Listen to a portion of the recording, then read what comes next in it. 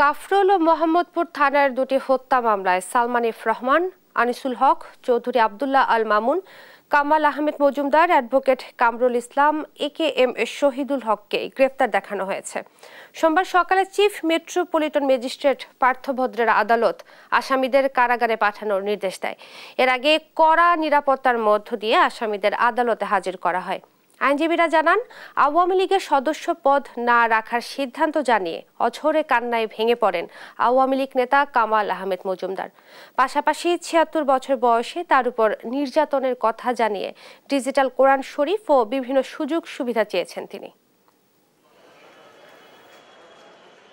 আজকে Chowdhury Abdullah Al Mamun, Kamal Ahmed Majumdar, Salman F Rahman, advocate Kamrul Islam, advocate Anisul হক, AKM Shahidul হক, শেখ মোহাম্মদ আলী আড্ডু, এই 7 জনের শুনানি দেখাইছে 302 এর মামলা।